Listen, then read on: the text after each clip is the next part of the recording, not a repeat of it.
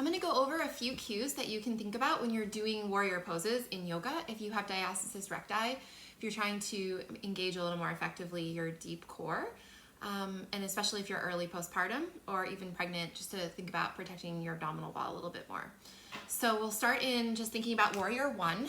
So we'll come over standing in Warrior 1, beginning with just your feet.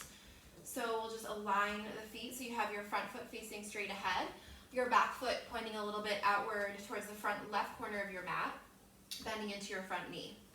And so in these warrior poses, we want to focus on the principles of trying to see if we can get the rib cage stacked over the pelvis in a way that then our pelvic floor and our diaphragm can be in as much neutral alignment together as possible.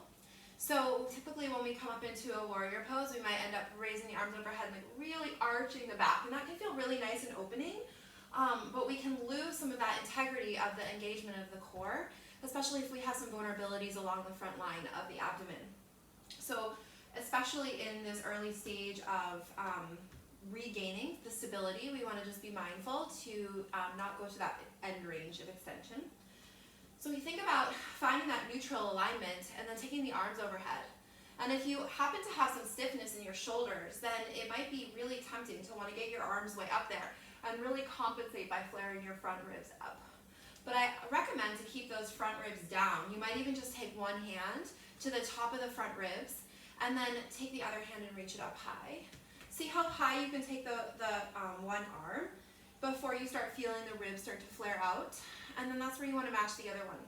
So it doesn't have to look any certain way. You really want to keep the integrity of your core priority over hyperextending. And so that's it. So you want to try to keep that nice alignment here, best you can, as you open through the rest of the body, right? So the under part of the arms, the left hip is getting a nice opening, but we're not just dumping